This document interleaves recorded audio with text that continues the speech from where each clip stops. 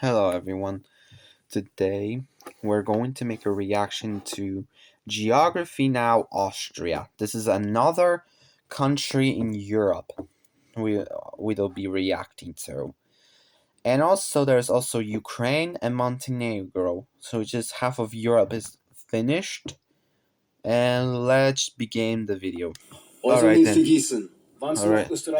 Just remember, no matter how much people do not call them German. Sorry, the video was too fast. Okay, Austria. I don't want to pause it. Alright then. Okay, let's learn about Austria. So, the fun will be, of course, the flag. Alright then. Disputably, legend has it that the flag comes from the siege of Angers after Leopold V came back from battle and removed his belt with his blood-soaked tunic, leaving a red-white banner. Keep in mind that the Austrian flag looks very similar to the flag of Latvia. I did Latvia and also Lebanon, but Lebanon uses that tree. Keep in mind, many other countries in the Eastern European region, specifically the Pan-Slavic areas, still retain a part or complete version of the white-red pattern on their flags, like Austria. We'll explain a little bit more about this, but first, let's talk about the borders. Okay, let's learn about the borders.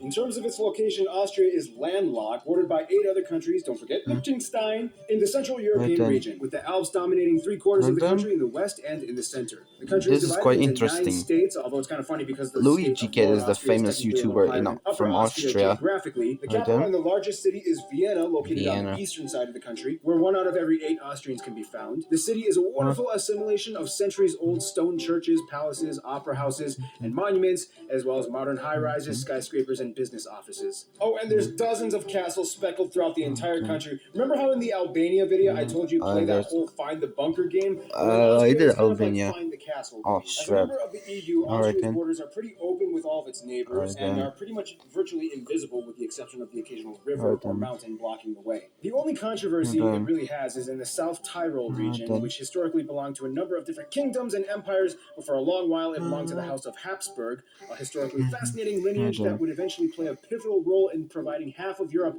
with all of their monarchical lineages. In short, it kind of initially belonged to Austria. However, after the Treaty of Saint Germain and Rye in 1919, the entire southern part of this region was kind of reluctantly given to the Kingdom of Italy. This explains why Austria has a relatively narrow eastern parameter that stretches into the Alps, as the South Tyrol region, which previously gave the country a most wider of range the of dominion, neighbors of was ceded Austria, to but Italy. Austria was kind of like, okay, Italy, we'll give you this piece of land, but you know, just a little heads up, pretty much everybody in there is Austrian and they speak German and they kind of want to be part of Austria. But hey, it's all yours. The most confusing part of the region, though, would have to be the Jungholz Enclave. Located right on the border of the Bavarian region of southern Germany, this place only has about 300 people, separated into 4 small towns. This area is strange because it is one of Europe's only 3 quadrupoint borders and is technically joined by Austria by only a small narrow corridor, only a few meters wide on the top of the adjacent Zugspfropfen mountain that crosses over into the Austria side. Otherwise, the only way to get into Austria from this region is by driving through Germany. This means that if you don't want to go through Germany to get into Austria from this region, the only way is to literally climb to the top of Zugspfropfen mountain to the very point where the 4 borders meet and climb all the way down to the rest of Austria. Since the 19th century, the borders have been literally marked every single step of the way, and the top has a mark stone that distinguishes the narrow crossing. Believe it or not, this is actually a common hike that a lot of people take, despite the fact that many of them don't even understand the significance of the markers.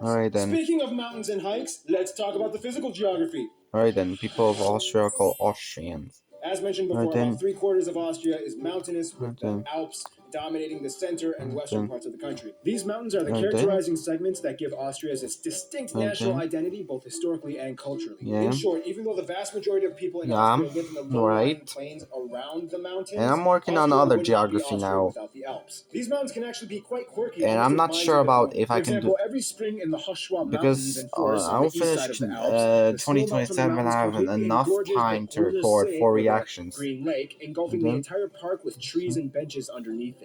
These mountains also provide the perfect setting for Austria's favorite sport, skiing. The problem, though, is that although these mountains are very beautiful, they do kind of make a lot of the country uninhabitable or difficult to cultivate. Although 40% of the land is covered in forests, less than 20% of the land is arable. And for the record, yes, The Sound of Music was filmed in parts of Austria. No, not everybody has seen or even cared about seeing that movie. Of course, the mighty Danube River flows through the northern part of the country and has historically played a vital role in learning everything about Austria. And the actor who played Terminator is back in is 1992, which allows Austrian. ships to finally pass from the North Sea through And then, Europe into the alright Balkans then. and ending into the Black Sea. The low-lying And then, areas of eastern Austria have nice grassy hills and plains, perfect for then, cattle raising and, of course, dairy production, where some of the then, classiest Austrian cheeses are produced. Now, of course, then, Austria's economy is not really that heavily based on agriculture, but rather services and then, industry, specifically in engine then, and medication manufacturing. But who does all the manufacturing? Let's then, find out in demographics. let's learn about demographics.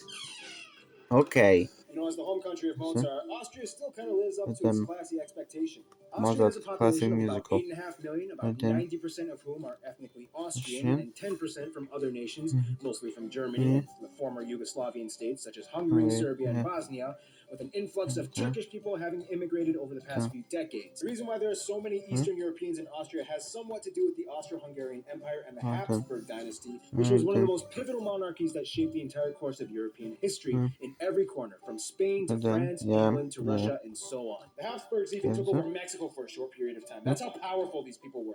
Yes, Austrians speak German, however, rule number one, do not call them German. They're kind of because, reluctant to even tell you that they speak German and will be very quick to point out that it's Austrian German, not German German. The language has a very distinct vocabulary, a lot of the words influenced from Eastern European nation words, and they also have their own standard dictionary set apart from the German and Swiss Österreich and dictionaries. The Deutschland. dialects can change drastically in Not Austria. Dutch, Sometimes it only takes Deutsch. about 40 Alright then. kilometers traveling inward until you Alright reach then. an area that has a Alright then. completely different accent. And don't even get started on those Yeah. Liechtensteiners. We In have contrast to Liechtenstein. Germans, Austrians like to Also, define Swiss has a themselves as different more type of German. soft-spoken and reserved. They don't like to upset anybody, and courtesy is very highly expected in this country. Educational accomplishments and achievements are very highly prized in Austria. One thing Austrians do kind of obsess over, though, are titles. They prefer to be addressed by every title that they've obtained for themselves, even if it equates to like 15 titles. Mr., Doctor, Chairman, Vice Alright then. CEO, Chairman Otto von Schnitzelbach. Yeah.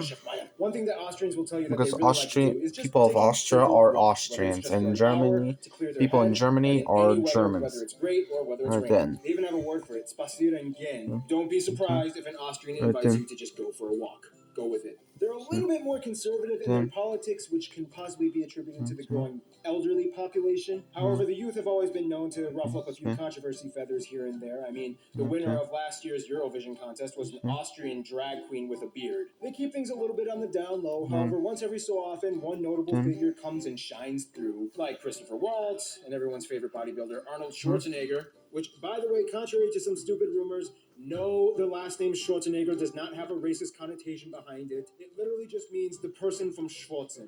Schwarzen meaning black, Egger meaning soil, black soil, fertile soil. It basically just means the place of the fertile soil.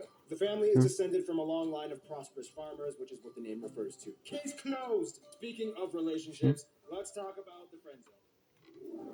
Okay, let's learn about friend zone. In the simplest way I can put this, this is kind of what Austria's relationships kind of look like.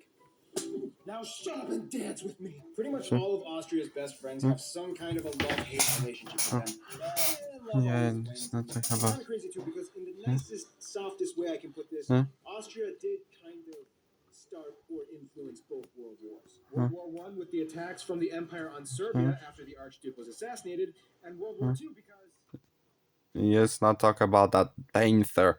Let's not talk about that painter.